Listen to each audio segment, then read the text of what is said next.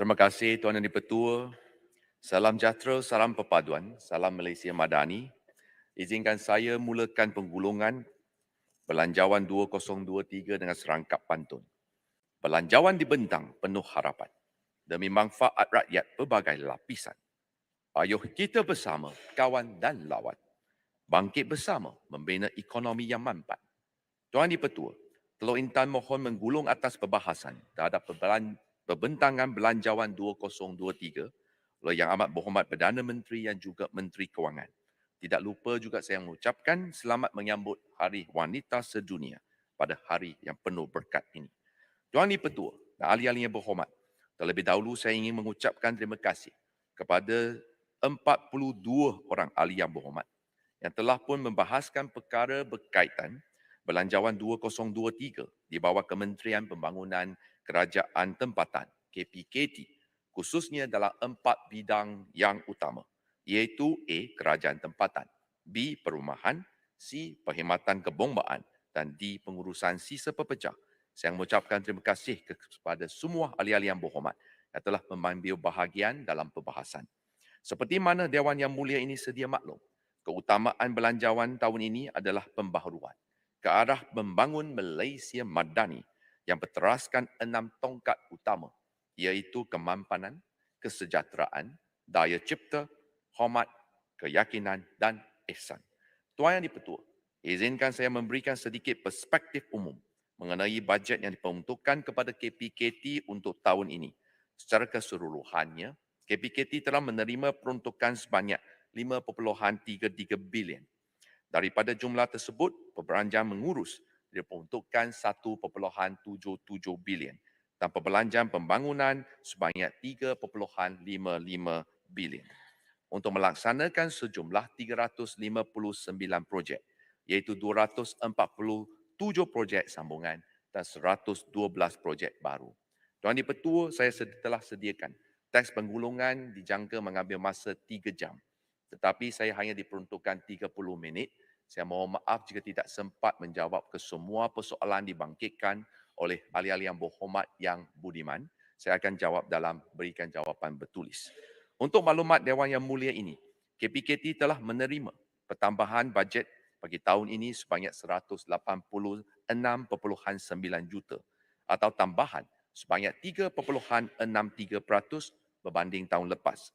Bagi pihak KPKT, saya ingin mengucapkan ribuan terima kasih kepada Yang Amat Berhormat Perdana Menteri kita yang amat prihatin dalam memberikan perkhidmatan yang terbaik kepada rakyat. Tuan Di-Pertua, fokus Belanjawan 2023 berkaitan dengan KPKT adalah seperti berikut. Pertama, tekad 1, pemacuan ekonomi terangkum dan mampan di mana terdapat 2 ikhtiar yang menyentuh KPKT, iaitu ikhtiar yang kedua memenuhi keperluan ekonomi rakyat dan ikhtiar ketiga mendepani musibah bencana. Tekad yang ketiga adalah keadilan sosial untuk menyederhana kesenjangan di mana terdapat juga 2 ikhtiar yang menyentuh KPKT, iaitu ikhtiar yang ke-9 menoktakan miskin tegah dan ikhtiar yang ke-12 menyediakan keperluan asas berkualiti. Antara fokus utama Belanjawan 2023 KPKT adalah pertama, projek program perumahan rakyat PPR baru dan sambungan yang melibatkan peruntukan 389.5 juta untuk memanfaatkan 12,400 orang bakal penghuni baru. Yang kedua, pembinaan rumah mesra rakyat sebanyak 4,250 unit dengan peruntukan sejumlah 358 juta ringgit. Ketiga, mengganti lift-lift usang di PPR sebanyak 50 juta peruntukan khas telah diperuntukkan. Keempat, menyediakan peralatan dan aset untuk menghadapi bencana bagi Jabatan Bomba dan Penyelamat Malaysia, Angkatan Tentera Malaysia dan Jabatan Sukarelawan Malaysia, melibatkan peruntukan sebanyak 50 juta ringgit. Daripada jumlah ini, Jabatan Bomba dan Penyelamat Malaysia akan menerima peruntukan sebanyak 34.6 juta ringgit, satu peningkatan hampir 4 kali ganda. Yang kelima, membina baharu dan menaik taraf kios melibatkan 3,000 gerai My Kiosk sebagai kemudahan penjajah kecil berniaga di lokasi tumpuan di seluruh negara, melibatkan peruntukan khas sebanyak 50 juta ringgit.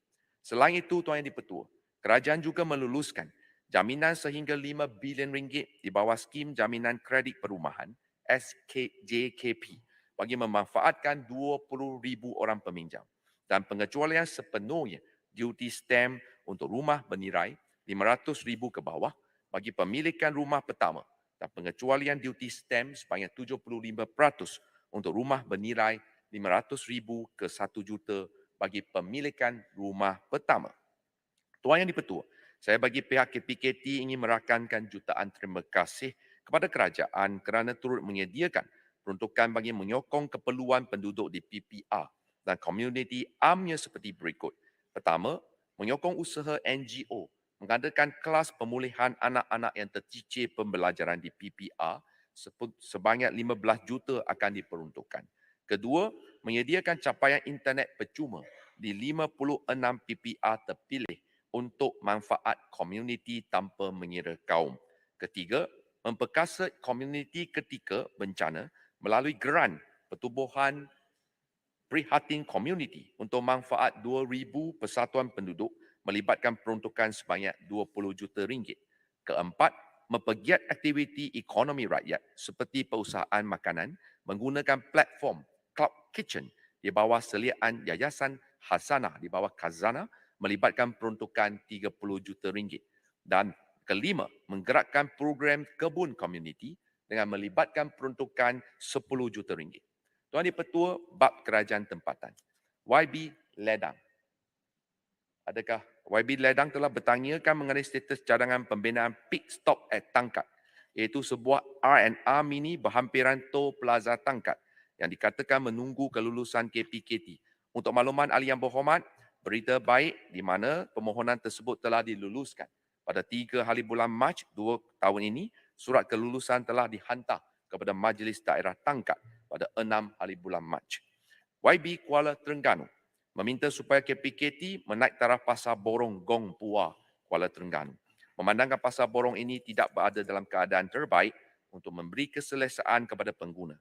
Untuk maklumat ahli yang berhormat, KPKT sentiasa mengutamakan projek-projek menaik taraf kemudahan asas rakyat, termasuklah menaik taraf pasar-pasar tumpuan awam yang usang dan kurang sempurna untuk meningkatkan tahap keselesaan peniaga dan pengguna. KPKT mengalukan pihak Majlis Bandaraya Kuala Terengganu mengemukakan permohonan bagi menaik taraf pasar borong Gong Buah tersebut untuk pertimbangan dalam permohonan Rolling Plan keempat. YB Puncak Borneo tak ada dalam Dewan. YB Tanah Merah tak ada dalam Dewan. YB Maran ada. YB Maran, terima kasih. YB Maran mohon kerajaan menilai semula cadangan supaya Kampung Baru Cina disekalikan dengan kampung tradisional Melayu dan kampung baru yang diwujudkan akibat bencana alam bagi membolehkan peruntukan yang ditambah bagi tahun 2023 dibahagikan sama rata kepada semua kampung-kampung baru. Terima kasih kepada Yang Berhormat atas cadangan. Untuk makluman Yang Berhormat, KPKT bertanggungjawab terhadap kampung baru yang telah dipindahkan dari Kementerian Perpaduan Negara berkuat kuasa 3 hari bulan Disember tahun lepas. Sila. Boleh mencelah. Boleh. Sikit, Ringkas ya. kebetulan saya ada pengalaman di Kementerian Dalam Negeri dan kampung-kampung baru Cina ni dahulunya ialah resettlement untuk masyarakat Cina yang terpengaruh dengan komunis. Dan saya pernah terlibat membuat kempen kesedaran supaya masyarakat Cina ini kembali kepada menyokong kerajaan. Dan ini hakikat yang berlaku. Dan hari ini kampung-kampung ini masih ada. Dan kalau untuk maklumat hemat, saya sering pergi ke kampung-kampung, kawasan ini masih ada di tempat saya. Ada sebahagian daripada mereka di dalam ini tidak terpisah dengan masyarakat lain. Di kalangan Cina sahaja. Bukan saya nak resis ya Mak, ya. Tapi atas semangat perpaduan, bahkan ada di antara mereka tidak boleh berbahasa kebangsaan. Ini satu keadaan yang harus kita lihat balik. Dan dulu pun ada juga kampung Melayu yang terlibat dengan komunis ini. RPS, panggil rancangan penempatan semula. Ada juga tapi tidaklah banyak seperti kampung baru Cina. Sebab itulah saya nak bertanya Mbak, kenapa dulu kita telah pindahkan kampung-kampung baru ini daripada Kementerian Perumahan Kerjaan Tempatan kepada Kementerian Perpaduan. Dan mesej harapan kita ialah untuk mengeratkan perpaduan di antara kaum di negara kita ni. Jadi lepas tu bila Yang Amat ambil alih kementerian ni, Yang Amat pindahkan pula ke bawah Kementerian Perumahan Kerja Tepat. Jadi saya harap cari jalan-jalan. Kalau kerajaan hari ini mengatakan bahawa kerajaan perpaduan, walaupun kerajaan madani yang ke arah yang lebih baik, sepatutnya Yang Amat membawa jalan baru.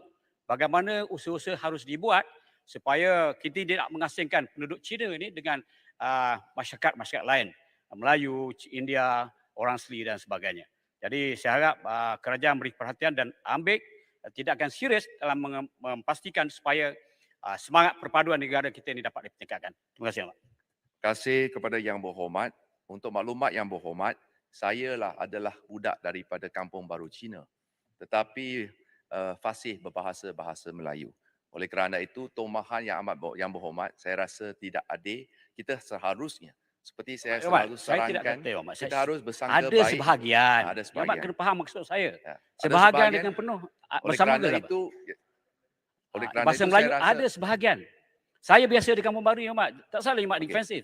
boleh, Saya nak beritahu Saya supaya akan kita nak jelaskan. wujudkan perpaduan Tak apa, ini, tak Yang apa. Mak.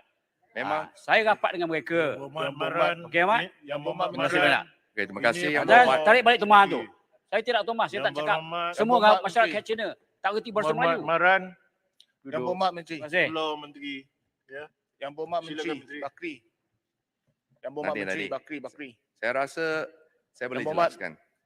Di mana KPKT berasa adalah baiknya. Sehingga saya bagi untuk maklumat. Dari asal usul sejarahnya, memang Kampung Baru telah pun diwujudkan semasa daurat pada tahun 1948 sebagai strategi ketenteraan di bawah Ordinan Kecemasan yang juga dikenali sebagai rancangan BRICS 1948 to 1960. Sehingga tahun 2022, terdapat sebanyak 613 buah kampung baru yang dikategorikan kepada 3 jenis, iaitu pertama, 436 buah kampung baru yang diwujudkan semasa daurat di bawah rancangan BRICS bagi mengatasi ancaman pengganas komunis. Kedua, 134 buah kampung baru rangkaian, iaitu penempatan masyarakat Cina di kawasan pinggir atau di luar kawasan operasi PBT, dan 43 buah kampung baru bagan, iaitu kampung nelayan yang kebanyakannya penduduknya terdiri daripada masyarakat Tionghoa di mana kehidupan mereka bergantung kepada hasil tangkapan laut. Untuk maklumat yang berhormat, kerajaan sentiasa menggalakkan penduduk kampung tradisi Kampung Baru Cina sentiasa menjalin silaturahim di antara satu sama lain. Oleh kerana itu, tahun ini kita akan mempergiatkan aktiviti-aktiviti kebudayaan. Majlis rumah terbuka yang terbuka kepada semua kaum tanpa mengira kaum dan agama supaya bangsa Malaysia hidup sebagai satu keluarga di bawah konsep Malaysia Madani. Tidak ada benteng, tidak ada halangan. Sekiranya kita ada semua ahli yang berhormat, tidak lagi membakar sentimen perkauman, tidak lagi memain sentimen agama yang ekstrim. Kita semua bersatu hati.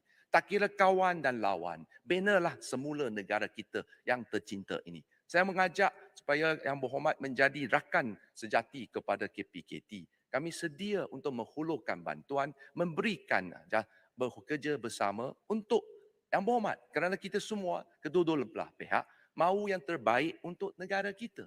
Tuan Yang di-Pertua, program pembangunan di Kampung Baru merangkumi pembangunan infrastruktur asas seperti kerja-kerja naik taraf jalan kampung, longkang, balai raya, Dewan Serbaguna dan sebagainya.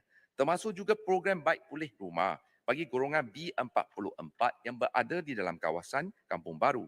Pelaksanaan program tersebut adalah dengan kerjasama agensi-agensi seperti Kementerian Kemajuan Desa dan Wilayah, KKDW, untuk kampung tradisi dan Jabatan Kemajuan Orang Asli, JAKOR, bagi kumpulan etnik asli di Malaysia. Bagi tahun ini, kerajaan telah meluluskan peruntukan berjumlah 104 juta untuk pembangunan kampung-kampung baru berbanding dengan 84 juta untuk tahun lepas. Perincian peruntukan yang diluluskan adalah seperti berikut. Pertama, projek pembangunan infrastruktur asas 67.38 juta. Kedua, program bantuan baik pulih rumah 5 juta ringgit. Program bantuan bina baharu rumah 1.1 juta. Dana pembiayaan bagi penduduk Kampung Baru Cina, skim pinjaman khas penduduk Kampung Baru Cina 10.5 juta. Dan terakhir, projek pengindahan Kampung Baru Cina sebagai destinasi pelancongan RM20 juta. Ya Allah, maklumat ahli yang berhormat, soal kemiskinan ini merentasi kaum dan agama. Dalam setiap kaum ada orang yang kaya, ada setiap orang yang miskin. Kementerian akan mengambil sikap dan juga approach berdasarkan kepada keperluan dan keupayaan tanpa mengira kaum dan juga agama. Kerana kerajaan Pandadi hari ini, kami sayangkan setiap anak Malaysia. Bagi saya adalah Menteri KPKT untuk semua kaum. Anak Melayu, anak kita. Anak India, anak kita. Anak Cina, anak kita. Anak orang asli, anak kita. Kerana kita semua bangsa Malaysia. Semua pakai IC biru yang sama, pasport yang sama, identiti bangsa Malaysia. Oleh kerana itu, saya rasa kaum dan agama tidak harus lagi jadi penghalang kepada perpaduan nasional. Dan saya minta jasa baik daripada rakan-rakan semua di dalam Dewan yang mulia ini. Berhormat, tak celah. Ya boleh. Apa pandangan yang berhormat tentang kenyataan Timbalan Ketua Menteri Pulau Pinang terhadap isu dominasi Melayu dalam Jawa Awam ni? Adakah itu kenyataan yang boleh mendorong kepada perpaduan ataupun apa pandangan yang berhormat? Terima kasih. Sebenarnya soalan yang ditanya oleh Yang Berhormat tidak ada kaitan langsung dengan penggolongan Kenapa tak ada teks kaitan? ucapan. Kita bercakap soal perpaduan. Tadi Ya. Yang Berhormat mengajak kita supaya Ya. bersatu hati. Anak Melayu anak kita, anak Cina anak kita. Ini Melayu dominasi ni satu perkataan yang resis Betul. yang Ini boleh mendorong kepada panas oleh kerana itu suhu perkauman. saya setuju di mana itu adalah pandangan peribadi beliau, okey, di mana tidak mewakili pandangan pihak kerajaan. Ini adalah pandangan saya. Apa Tadi Yang Berhormat parti tanya Yang saya. Berhormat? Ini sebab itu saya kata dia tidak pandangan saya senang. Pandangan saya adalah penjawat awam adalah pasukan profesional committed yang sentiasa memberikan khidmat yang terbaik kepada negara tanpa kira kaum dan juga negara. Ketua Setiausaha Kementerian saya Melayu tapi kita bekerja macam abang adik, bagaikan isi dengan kuku. Ini adalah semangat di bawah kerajaan Malaysia Madani. YB, Sila Marang. YB Menteri boleh saya mohon? Terima kasih. Saya tak perasan sama ada Yang Berhormat ada jawab soalan saya. Kenapa Kampung Baru ni pada Jabatan Perpaduan dipindahkan kepada KPKT balik? Kalau matlamat kita untuk perpaduan. Saya cukup seronok tengok bahasa-bahasa yang dikeluarkan Yang Berhormat ni memang cantik. Tapi pelaksanaan saya belum tahu lagi. Dan yang kedua, cadangan peruntukan ini. Sebab peruntukan yang ada pada kita ahli Yang Berhormat, tak kira di sana ke di sini sebagainya, biasa kita akan salurkan kepada semua kaum tanpa mengira siapa mereka, Melayu ke Cina, India dan sebagainya, orang asli. So, saya mencadangkan kepada Yang Berhormat supaya peruntukan kampung baru ni dibagikan kepada semua kampung-kampung baru yang kita cadang untuk senaraikan.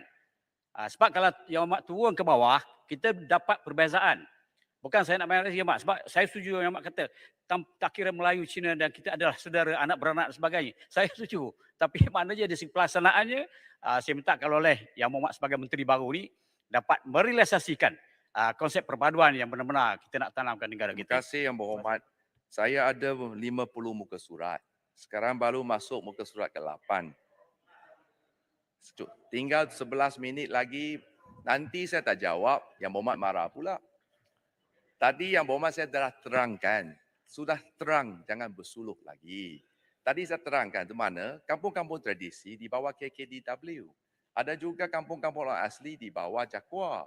Oleh kerana kampung baru di bawah KPKT kerana dia melibatkan pembinaan longkang, balai raya, Dewan Serbaguna, jalan raya, lampu semua. Takkanlah Kementerian Perpaduan Negara nak laksanakan peparitan dengan juga jalan raya. Dia bukan kepakaran Kementerian Perpaduan untuk melakukan kerja-kerja infrastruktur sebegini. Oleh kerana itu saya rasa janganlah ada. Nanti Peribunta saya akan jawab masuk. Tidak nanti tak sempat pula. Saya 50 muka surat. Semua saya nak jawab. Sikit je nak tanya sebab tadi Menteri. YB Menteri ada Satu sebut speaker boleh tadi. bagi 1 jam tambahan boleh tak? Menteri. Begini. Kawan-kawan. Pulau, nanti sebentar. Pulau ini Pulau Menteri. Dia benarkan, saya benarkan. Jangan langgar perkara 35, 37.2. Kalau overboard, saya akan halang. Ya, peraturan 36 tu ada. Okey, Menteri Menteri. boleh benarkan? Saya akur kepada perintah Tuan Yang di-Pertua, saya nak Soalan teruskan tanya manis. supaya Menteri. berlaku adil kepada 42 orang ahli yang berhormat yang telah bangkitkan isu berkaitan. Tengok lagi kurang, sebab saya teruskan dulu. YB Langkawi. Kita kawan. Kita memang semua kawan sahabat lama. Ha. Memang pun. Sikit pun tak boleh. Yang Mohd YB Menteri, Langkawi teruskan telah- Yang Mohd Menteri. Teruskan Yang YB Mohd Menteri. Langkawi telah memohon peruntukan bagi Majlis Perbandaran Langkawi Speaker pun kawan kita. bertujuan untuk menyediakan kandang anjing liar. Untuk maklumat ahli yang berhormat, KPKT telah menyediakan tata cara operasi piawai, penangkapan dan pelupusan anjing terbiar di kawasan PBT secara kerjasama dengan Jabatan Perkhidmatan Veteriner dan badan bukan kerajaan yang berkenaan telah diguna pakai oleh semua PBT sejak tahun 2014. SOP ini menetapkan bahawa tempoh tahanan bagi anjing terbiar yang ditangkap adalah selama 7 hari untuk anjing yang berlesen dan 2 hari untuk anjing tidak berlesen. Sementara menunggu anjing tersebut dituntut oleh tuan punya atau diserah kepada orang awam untuk program anjing angkat. KPKT menyokong usaha dan peranan NGO untuk mempergiat program anjing angkat dan mewak-wakan etika pemilikan anjing bertanggungjawab, responsible pet ownership, bagi membendung isu pembuangan anjing peliharaan yang boleh mencetuskan aduan kacau ganggu kepada orang awam. YB Paripunda, sekarang saya jawab.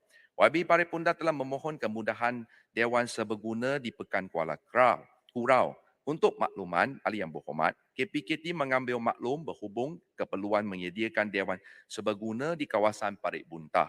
Sehubungan itu, KPKT memohon agar Majlis Daerah Krian mengemukakan permohonan bagi membina sebuah Dewan Serbaguna tersebut dan kami sedia untuk mengkaji dan membuat pertimbangan yang sewajarnya dengan kadah dalam masa yang terdekat.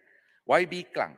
YB Klang telah membangkitkan berhubung isu di mana walaupun Klang telah dinaik taraf kepada bandaraya, namun kemajuan di Klang tidak setimpa dengan status terutama kualiti jalan yang kurang memuaskan.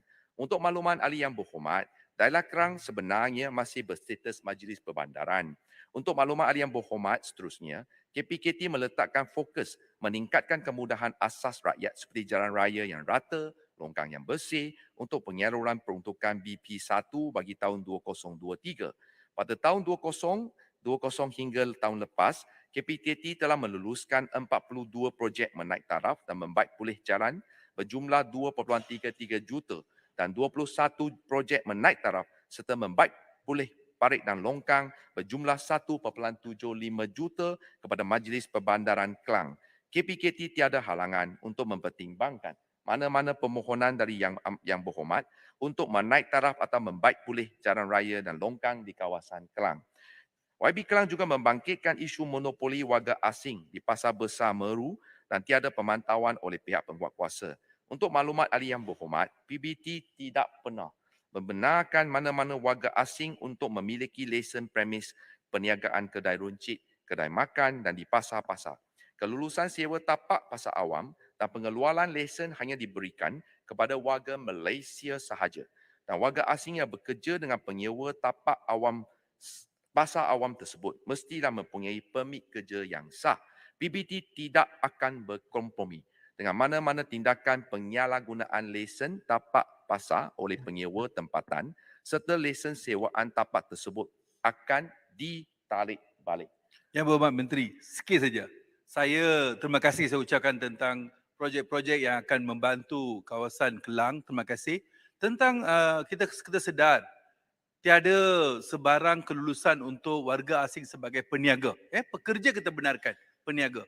Tapi kita nampak terlalu ramai Alibaba-kan dia punya lesen. Satu, kita nampak ini bukan sesuatu yang kita tak nampak, bukan sesuatu yang kita nak nafikan lagi. Kalau car parking sana penuh dengan warga asing sebagai peniaga utama. So, apakah tindakan? Saya perlukan tindakan. Terima kasih. Terima kasih YB Klang. Tadi saya telah pun tegaskan di sini, sekiranya didapati ada keadaan salah guna di mana lesen tersebut akan ditarik balik. Operasi penguatkuasaan premis sentiasa dilaksanakan oleh PBT bagi mengekang isu ini. Sebarang tindakan penahanan warga asing atau pendatang tanpa izin merupakan bidang kuasa dan pengurusan Jabatan Immigration dan Polis Diraja Malaysia. KPKT bersetuju dengan Show Ahli Yang Berhormat untuk mengadakan koordinasi strategik yang lebih berkesan antara beberapa kementerian supaya dapat menyelesaikan isu aduan rakyat secara tuntas dan berkesan. KPKT akan sentiasa bersedia membantu dalam memudah cara isu aduan yang berlaku di luar sempadan kawasan operasi PBT. YB Kuala Nerus. Ada? Tak ada. Tak ada dalam Dewan. YB Jempo. Tak ada. Ha?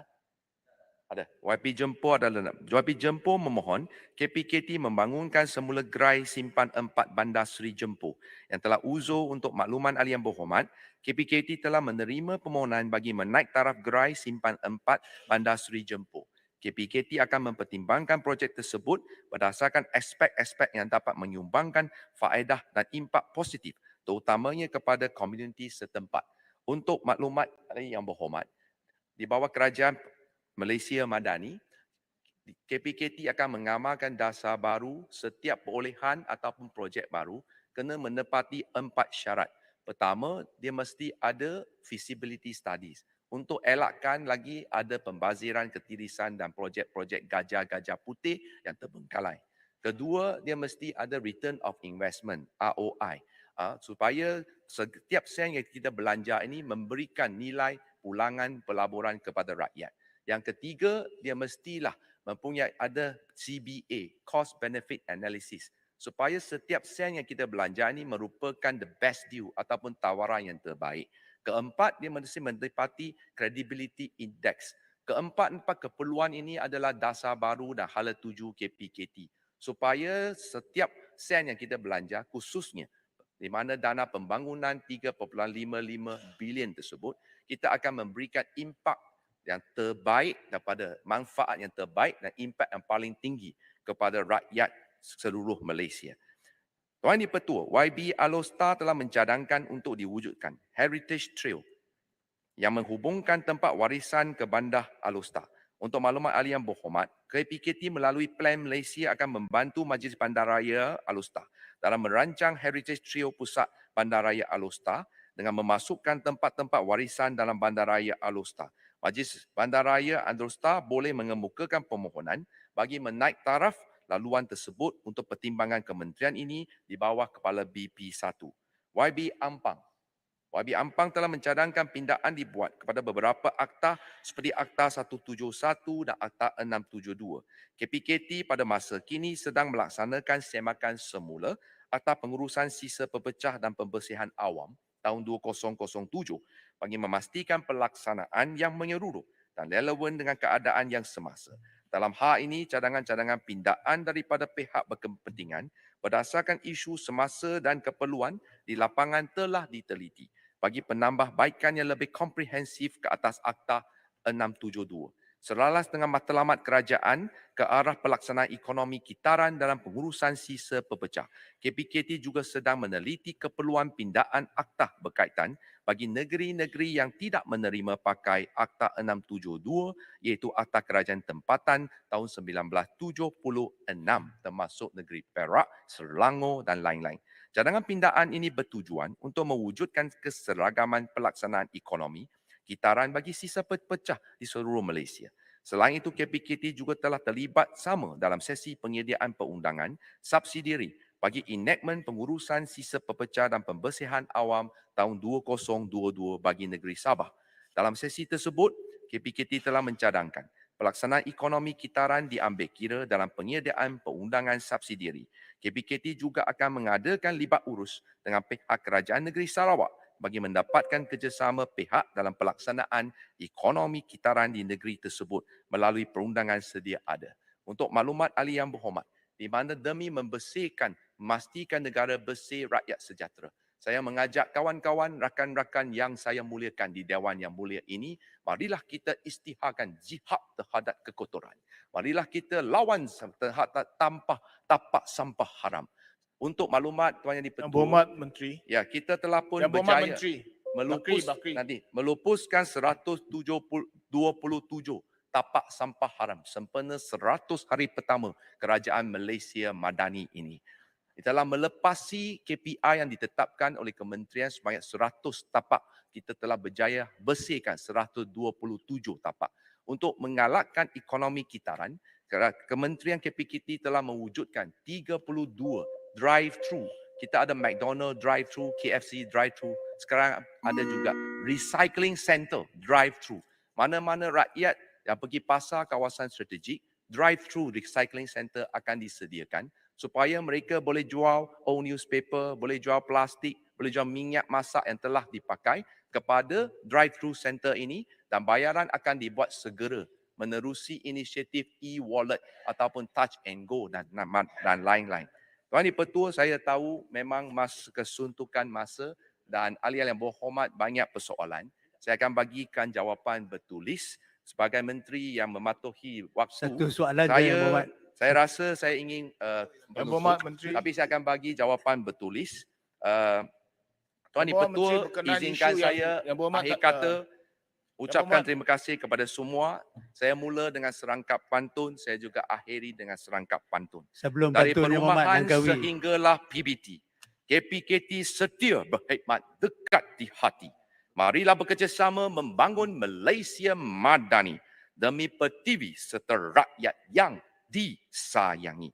Tuan Yang Di-Pertua dan ahli-ahli yang berhormat, Teluk Intan menyokong penuh belanjawan ini dan saya ucapkan sekali lagi terima kasih kepada semua ahli-ahli yang berhormat yang telah pun mengambil bahagian dalam perbahasan belanjawan 2023. Sekian, terima kasih.